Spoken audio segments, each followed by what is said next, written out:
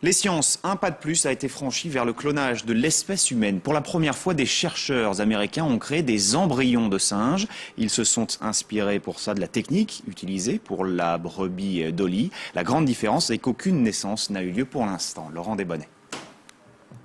Ces macaques rhésus ont avec les hommes 98% de gènes en commun. Un ADN différent des autres espèces vivantes, pensaient beaucoup de scientifiques, et qui ne permettrait pas le clonage reproductif.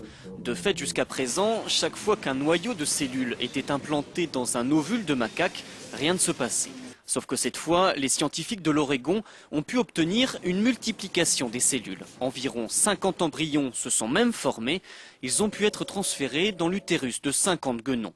Aucun de ces embryons n'est pour l'instant arrivé à terme, mais selon les spécialistes, la naissance du premier singe cloné n'est désormais plus qu'une question de temps. Il avait par exemple fallu 277 essais pour obtenir Dolly, la première brebis clonée. 11 ans plus tard, si l'expérience sur les primates est bien menée à son terme, plus rien ne s'opposera techniquement à ce que le même résultat soit obtenu sur l'homme.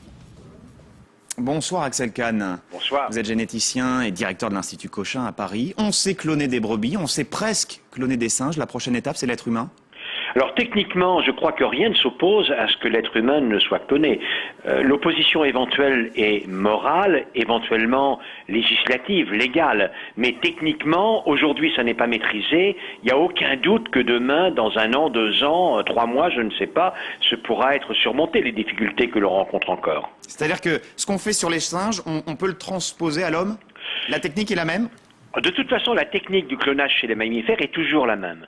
Pour quelle raison ça a commencé à marcher chez les brebis et puis simplement après chez les chevaux, par exemple? Aujourd'hui, on sait très bien cloner les chevaux, alors qu'il y a encore 2 ans, on disait c'est très difficile, quasiment impossible. Aujourd'hui, les chevaux, c'est l'espèce qu'il est peut-être le plus facile de cloner. Alors, tous les mammifères ont des points communs et simplement, il y a des coups de main, des recettes de cuisine qui permettent progressivement de transposer à une autre espèce ce que l'on sait faire chez toutes les espèces qui sont déjà clonées. Et comme je vous l'ai dit, l'homme ne restera pas à l'écart bien longtemps. Pour l'instant, cette expérience sur les singes n'a mené à aucune naissance de primates clonés. Pourquoi? Ça veut dire que toutes les difficultés n'ont pas été surmontées et que les cellules souches embryonnaires qui ont été obtenues, que les embryons qui ont été obtenus ne sont pas des embryons normaux. De toute façon, les embryons clonés ne sont jamais des embryons normaux, puisque le taux de succès reste relativement faible. Lorsqu'il y a une procréation, c'est-à-dire fécondation par un spermatozoïde d'un ovule, le taux de succès est de l'ordre de 20 à 25%. Alors que dans les espèces où ça marche le mieux, le succès maximum du clonage est de l'ordre de 5%. Ici, ces embryons sont encore très mauvais, mais encore un tour de main, une amélioration, et sans doute ils vont s'améliorer.